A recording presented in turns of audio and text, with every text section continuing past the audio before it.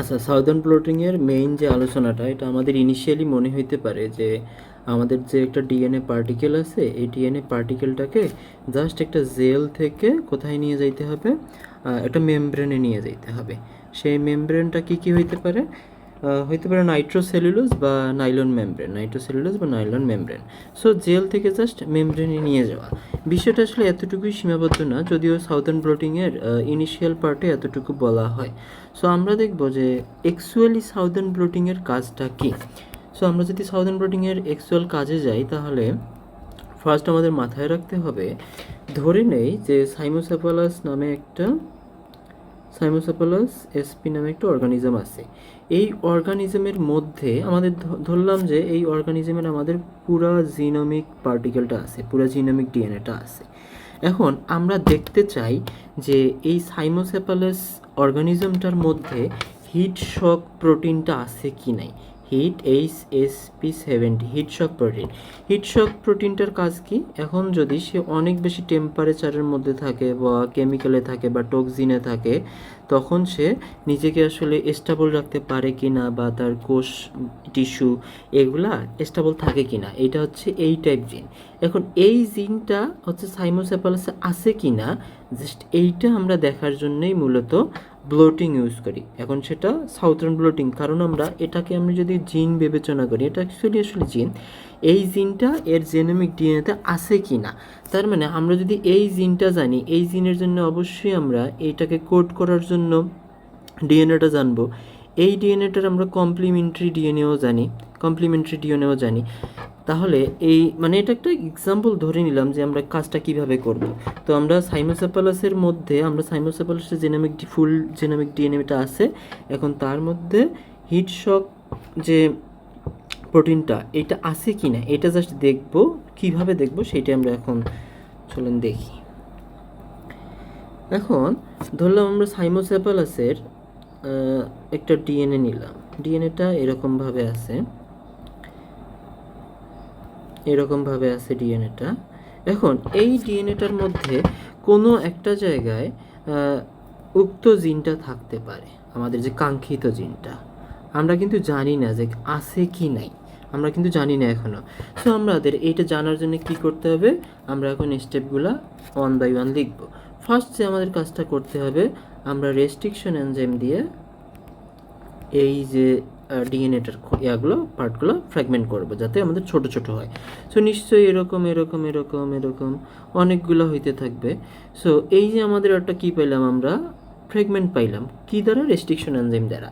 Second আমাদের কাজটা কি হবে, 2 নম্বরে এই যে ফ্র্যাগমেন্টগুলো পাইলাম, এই ফ্র্যাগমেন্টগুলো বড় থেকে ছোট বা কে কোথায় অ্যারেঞ্জমেন্টে আছে, এই জিনিসটা আমাদের দেখতে হবে। এই জন্য আমরা কি করব, জেল ইলেকট্রোফোরেসিস নিয়ে কাজ করব।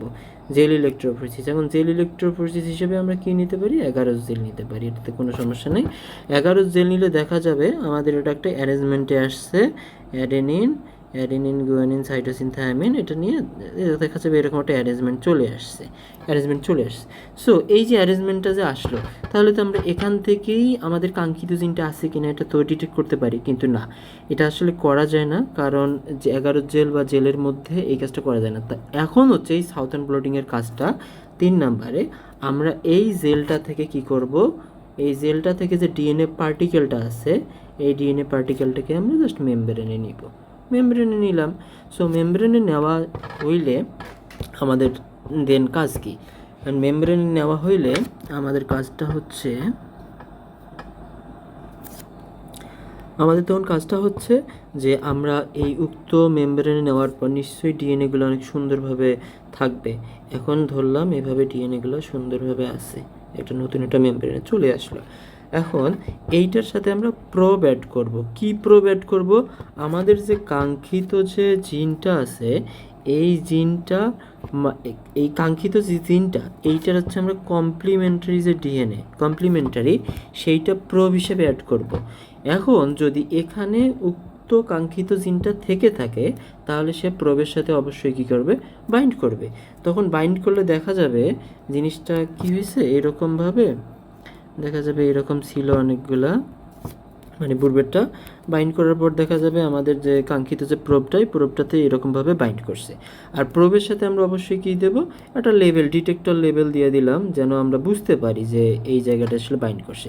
তার মানে এটা যদি বাইন্ড করে তার মানে বুঝতে হবে আমাদের কাঙ্ক্ষিত জিনটা আছে। যদি কোথাও বাইন্ড না করে তাহলে আমরা বুঝতাম যে আমাদের এই SP70 যে কাঙ্ক্ষিত জিনটা এটা সাইমোসেপালাসে নাই। এখন এই ডিটেক্টর লেভেল দিয়ে আমরা বুঝলাম যে আসলে এখানে আছে, এই যে আমরা পেয়ে গেলাম। এখন আমরা যে এই যে পেয়ে গেলাম, তারপর আমরা কী করবো, ওয়াশ করলে এটা 5 নম্বরে যদিও না লিখলেও হয়, সমস্যা নাই। 5 নম্বরে যে আমরা যে ওয়াশ করলে তাহলে কি চলে যাবে, বাকিগুলো চলে যাবে, শুধু এইটা থাকবে। অ্যান্ড এইটাকে আমরা কি করতে পারি, এক্স রে বা হচ্ছে আমরা রেডিও অ্যাক্টিভ অনুযায়ী শনাক্ত করতে পারি যে এটা তখন একটা কী আসবে, মোটা একটা ব্ল্যাক কালার একটা ব্যান্ড আসবে। সো আমরা তখন শিওর হলাম যে এটা। তো মূলত এইটাই হচ্ছে সাউথার্ন ব্লটিং। এখন আমাদের স্লাইডে যেভাবে লেখা আছে সেটা অনুযায়ী আমরা যদি একটু বলি তাহলে যেটা হয় সেটা, আচ্ছা, ফার্স্ট অফ অল স্লাইডের যদি আমরা 1 নম্বর থেকে শুরু করি, এখানে বলছে যে ডিএনএটাকে ট্রান্সফার করা হয়। এটা এমনিতেই আমরা বুঝতেছি যে ডিএনএটা জেল থেকে ইয়াতে ট্রান্সফার করা হয়, এটা নিয়ে কোনো ঝামেলা নেই। 2 নম্বর, এখানে আমি প্যারাগুলার কিছু কিওয়ার্ড আর কি সিলেক্ট করতেছি। এখন এখানে রেস্ট্রিকশন এনজাইম কেন কাজ করানো হয়, ছোট করার জন্য। সো এটাও বুঝলাম, মানে যে কোশ্চেনগুলো অ্যারাইজ করে মনের মধ্যে। আচ্ছা, নাইট্রোসেলুলোজ আর নাইট্রো মেমব্রেন কেন ইউজ করা হয়, কারণ এইটা থেকে অনেক ইজিলি হচ্ছে আমরা কি করতে পারি, বাফার ইউজ করে ডিএনএটাকে উঠাইতে পারি। আচ্ছা, এখানে 4 নম্বর একটা পয়েন্ট বলছে যে কন্ট্রোল পোর সাইজ। আচ্ছা, জেলের মধ্যে যে পোর সাইজ আছে এইটাকে যদি কন্ট্রোল করা যাইতো তাহলে আমরা অনেক ফ্রেশ বা মানে অনেক ক্লিয়ার ব্যান্ড পাইতাম। কেন পাইতাম, কারণ হচ্ছে যদি পোর কন্ট্রোল করা যায়, মূলত এই যে ডিএনএ যে ফ্রেগমেন্টগুলো এগুলো যে রান করছে এগুলো অ্যাকচুয়ালি জেলের পোরের মধ্যে দিয়ে রান করছে। যেহেতু জেলের পোরের মধ্যে দিয়ে রান করে, আমরা যদি জেলকে গেটার যে ছোটো বা বড় করতে পারতাম তাহলে ওই অনুযায়ী আমরা সাইজ বা ফ্রেগমেন্ট পাইতাম। তখন আমাদের বিষয়টা আরও ক্লিয়ার হইতো যে আমাদের কাঙ্ক্ষিত জিনটার সাইজ অনুযায়ী কোথায় থাকতে পারে, সেটা আরও ইজি হইতো। আচ্ছা, দেন আরও কথা হচ্ছে এগুলো এই যে ডিএনএগুলো এগুলা পিএইচ বা কেমিক্যাল বিভিন্ন জিনিসের সাথে কি করতে পারে, রিয়াকশন করতে পারে। আচ্ছা, নেক্সট আমরা যদি আরও কিওয়ার্ডগুলোতে যাই, এখন যদি আমরা প্রসিডিউরের, এটা হচ্ছে ইন্ট্রোডাকশনের কিওয়ার্ডগুলো, আমরা যদি প্রসিডিউরের কিওয়ার্ডে যাই, এখানে যে জেল ইলেকট্রোফোরেসিস করা হয়েছে সেখানে কি করা হয়েছে, 11 জেল ইলেকট্রোফোরেসিস করা হয়েছে। সেকেন্ড যেটা করা কিওয়ার্ড সেটা হচ্ছে ইথিয়াম ব্রোমাইড, 1 নম্বর পয়েন্টের ইথিয়াম ব্রোমাইড ইউজ করা হয়েছে কী হিসাবে, এদেরকে স্টেইন করার জন্য, যে ডিএনএ পার্টিকেলগুলো আমরা নিছি রেস্ট্রিকশন দিয়ে ফ্রেগমেন্ট করে সেটাকে জাস্ট স্টেইন করলাম যেন জাস্ট দেখা যায়, এতটুকু। আচ্ছা, 2 নম্বর প্রসিডিউরের মধ্যে বলছে ডিপিউরিনেশন কী দেওয়ার করছে, SDW প্লাস হচ্ছে HCl। এইটার কাজই হচ্ছে অ্যাডিনিন ও গুয়ানিন বা হচ্ছে পিউরিন যে বেজ আছে এদের যে গ্লাইকোসাইডিক বন্ড আছে এটা কী করে দেওয়া, ব্রেক করে দেওয়া। যদি ব্রেক করা হয় তাহলে ফ্র্যাগমেন্টগুলো আরও বড় থেকে কী হয়ে যাবে, ছোট হয়ে যাবে। ফলে ছোট হইলে সেটা জেলে উঠানো বলতে মেমব্রেনে উঠানো আর ইজি হয়ে যাবে।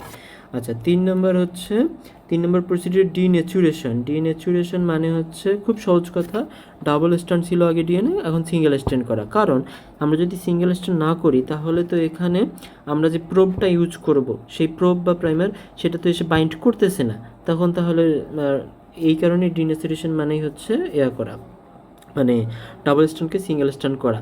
এখন এটা কোন প্রসেসে করব, আমরা HCl দিয়ে SWD-কে কী করব, আমরা SDW দ্বারা HCl-কে কী করব, আলাদা করে ফেলবো। দেন আমরা 1.5 মল সোডিয়াম ক্লোরাইড এবং 0.5 মল সোডিয়াম হাইড্রোক্সাইড ইউজ করলেই ডিনেচুরেশন হয়ে যাবে। 4 নম্বর যে প্রসিডিউরের পার্টটা সেখানে কিওয়ার্ড হচ্ছে 20X SSC মানে হচ্ছে স্যালাইন সোডিয়াম সাইটেট। এইটা কেন ইউজ করা হয়, এটা মূলত বাফার হিসেবে ইউজ করা হয়। বাফার কেন, এইটা যখন আমরা মানে স্লোটে লাগাবো তখন হচ্ছে ডিএনএ পার্টিকেলগুলো তখন নিচ থেকে উপরে যাবে, মানে ক্যাপিলারি একটা ফ্লো তৈরি হবে, মানে অ্যাট্রাকশন। তখন উপরে যাওয়ার সময় আমাদের জেল থেকে সে মেমব্রেনে, আমরা চিত্রটা দেখলে বুঝবো, মেমব্রেনে তখন সে এটাকে পাস করে নিয়ে যাবে। আচ্ছা, এখন আসো লাস্ট একটা প্যারা হচ্ছে হাইব্রিডাইজেশন উইথ প্রোব। এখন এই হাইব্রিডাইজেশন উইথ প্রোব এটা তো খুবই ইজি, যে আমার যে পার্টিকেলটা ছিল অ্যান্ড সেখানে আমি কি দিছি, আমার কাঙ্ক্ষিত জিনের কাঙ্ক্ষিত জিনের কমপ্লিমেন্টারি ডিএনএ দিছি। সো যদি থেকে থাকে সে তার সাথে বাইন্ড করলো, বাইন্ড করার পর আমরা তার সাথে একটা কী দিতে পারি, প্রোবটার সাথে যেহেতু আমরা চাইলে কী দিতে পারি, একটা ডিটেক্টর লেভেল দিতে পারি, সেটা রেডিও অ্যাক্টিভ হতে পারে। জাস্ট দিলাম, পরে এক্সরেতে দেখলাম, দেখলেই জাস্ট হয়ে গেল। এই হচ্ছে সাউথার্ন ব্লটিং।